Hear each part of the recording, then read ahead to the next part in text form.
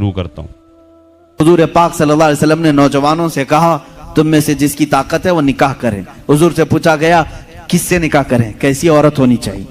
निकाह से पहले के मामलात, औरत को तलाश करना ये अहम मसला है जी। जरूर इस चीज में अपना वक्त लगाएं। मैं नहीं कहता कि तलाशना नहीं चाहिए, तलाशें, इसलिए कि वो तुम्हारी नस्ल उससे चलने वाली है, तुम्हारा खानदान उससे आबाद होने वाला है। तो खाली तुम गोरा चट्टा रंग देखने के पीछे न पड़ो, बल्कि पूरे एक घर को चलाने वाली, बल्कि तुम्हारे बच्चों की पहली यूनिवर्सिटी है, पहली दरसगाह है। तुम उस दरसगाह को लाने जा रहे हो तो क्या क्या उसके अंदर क्वालिटी होनी चाहिए वो देखो। लोग खाली फोटो देखकर ये रंग काली है गोरी है, काली है गोरी, इसी पर लगे हो। हुजूर पाक सल्लल्लाहु ताला अलैहि वसल्लम ने फरमाया, दुनिया में जो भी निकाह करता है उसके 4 मकसद में से एक होता है, या तो औरत का हुस्न जमाल देख के निकाह करता है, या औरत के पैसे देख करके करता है, बहुत मालदार है, बड़े बाप की बेटी है, सुनो ऐसे दामाद हो। हुजूर सल्लल्लाहु अलैहि वसल्लम ने फरमाया, या तीसरा मकसद ये होता है कि बड़े खानदान वाली है, यानी हसब और नसब आला है, हम तो शेख थे वो पठान है, या फिर और किसी बड़े खानदान की है। पहला खूबसूरती, दूसरा पैसा, तीसरा खानदान। हुजूर ने फरमाया चौथा एक मकसद है वो अच्छा है। हुजूर फरमाते हैं या तो फिर उसके अखलाक व किरदार देखकर निकाह करता है, ये 4 में से कोई एक। और रसूल करीम सल्लल्लाहु अलैहि वसल्लम ने हर एक का रिजल्ट भी बताया। जिसने सिर्फ हुस्न और जमाल देखा और कुछ भी नहीं देखा, खूबसूरती देखी, मेरे आका फरमाते अन करीब अल्लाह उसे फितने में मुब्तला करेगा। अल्लाह अकबर। फितने में मुब्तला क्या, वो खुद अपनी बीवी पर शक करने लग जाएगा चंद दिनों के बाद। खूबसूरत है, पता नहीं कौन देख रहा है मेरी बीवी को, इधर से छुपाओ उधर से छुपाओ, और अगर वो कहीं निकल गई तो शक करने लग जाएगा, किससे बात करके आई, किससे तेरा ताल्लुक है, पूरी जिंदगी जहन्नम बना के रखेगा, फितनों में मुब्तला हो जाएगा।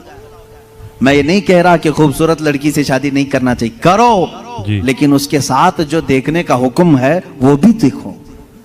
खूबसूरत औरतें, खूबसूरत लड़कियां तुम्हारे लिए नुकसानदेह नहीं, अच्छी हैं, लेकिन उसके साथ जो देखने का हुक्म है वो देखना जरूरी। मेरे आका सल्लल्लाहु अलैहि वसल्लम ने दूसरे नंबर पर फरमाया, जिसने सिर्फ माल देख करके निकाह किया, बहुत पैसे वाला घर है, निकाह करो इससे, क्योंकि निकाह के साथ गाड़ी घोड़ा सब आएगा। हुजूर पाक सल्लल्लाहु अलैहि वसल्लम फरमाते हैं अनकरीब अल्लाह उसे फकीर बना देगा, उसे मोहताज बना देगा। ऐसे दामादों को देखा है हमने, हर एक से कर्जे लेते रहते हैं। हाँ, ससुर से तो मिला ही था लेकिन बरकत कुछ नहीं हुई, फिर इससे 4 इससे 4 उससे 4 कर्जे में ही डूबा है, और ये कर्ज की लानत उसकी खत्म नहीं होती। ढूंढ के देखो, ऐसे बहुत दामाद मिलेंगे, या तो फिर वो घर जमाई बनेंगे। तीसरा, जो बड़े खानदान को देखा, हुजूर पाक सल्लल्लाहु अलैहि वसल्लम फरमाते हैं अल्लाह उसे रुस्वा कर देगा, वो जलील हो जाएगा लोगों। हाँ, जिसने अखलाक व किरदार देखा, औरत के अच्छे अखलाक व किरदार, उसकी दीनदारी देखा, हुजूर फरमाते हैं अल्लाह उसे दुनिया में भी बरकत देगा, आखिरत में भी बरकत देगा। अब इसके साथ प्लस क्या है, नंबर 1 तुमने दीन देखा, अखलाक व किरदार देखा, उसके साथ हुस्न जमाल भी मिल गया तो बोनस है तुम्हारे लिए, साथ में मालदार भी मिली तो भी प्लस पॉइंट है, बड़े खानदान वाली भी मिली तो और अच्छा है, सोने पे सुहागा है। हाँ, लेकिन नंबर 1 सबसे पहली चीज उसकी दीनदारी। तुम्हारे घर की औरतों को जब भेजो किसी लड़की को देखने के लिए, सिखा करके भेजो, जाते ही ये ना पूछें क्या क्या पकाना आता है, क्या क्या सिलना आता है, एम्ब्रॉयडरी आती है कि नहीं आती है, ये नहीं, सबसे पहला सवाल करो कि कुरान कितना पढ़ा है, कुरान पाक तजवीद के साथ जानती है, पहला सवाल करो अपनी बहुओं से। उन सासों के लिए मैं कह रहा हूं, कढ़ाई लिखाई और सिलाई ये पूछना बाद की बात है, सही बात, पहली चीज उसका दीन पूछो। और उसके बाद मेरे अजीजों, हम सब के लिए सबसे पहला सवाल ये है, उस खातून से ये पूछो कि अहले सुन्नत व जमात से क्या ताल्लुक है। औरतों की तरफ से मर्द के घर जाएं तो भी ये सवाल हो, इसलिए कि ये इश्क़ मुस्तफा की जड़ है जी, बेशक। और जहां जड़ खराब हो तो फल नहीं आ सकते। ये सबसे पहला सवाल है कि उसके घर में दीने मुस्तफा कितना है, इश्क़े मुस्तफा कितना है। ये सबसे पहली चीज। अब याद रखना, जिस खातून को इस सवाल के साथ तुम लाए हो, उसकी जिंदगी पूरी अल्लाह रब्बुल इज्जत के जिम्मे करम पर है। फिर औलाद अल्लाह के जिम्मे करम पर है। हुस्न जमाल के साथ अल्लाह तुम्हें बाअखलाक औलाद अता करेगा, बाअखलाक औलाद अता करेगा।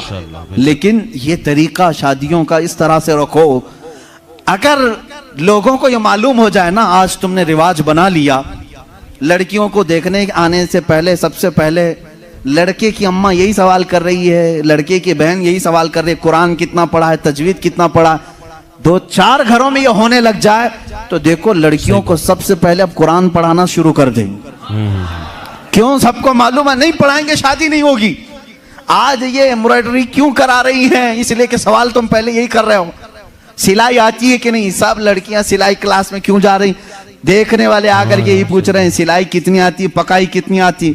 इंडोनेशिया का माहौल मैंने देखा, इंडोनेशिया के हमारे बहुत सारे दोस्त हैं, सबसे ज्यादा मेरे ख्याल से हज पे आने वाले इंडोनेशिया के लोग। क्यों जानते हैं? वहां जो भी लड़की देखने के लिए जाते हैं या लड़के को लड़की वाले देखने आते हैं, पहला सवाल करते हैं हज किया है कि नहीं। सुभान अल्लाह। हज किया है तो बाप अपनी बेटी देता है, हाजी को दे रहा हूं। और इसी तरह लड़का भी फख्र करता है। मेरे तकरीबन 100 से ज्यादा इंडोनेशी दोस्तों, सबकी औरतें हज्जन है और वो खुद हाजी कहते हैं हमारे यहाँ शादी से पहले हज करा देते हैं, इसलिए कि इसी बेस पर शादी होती। ये कितनी अच्छी चीज है कि दीन का सवाल हो रहा है, दीन पूछा जा रहा है।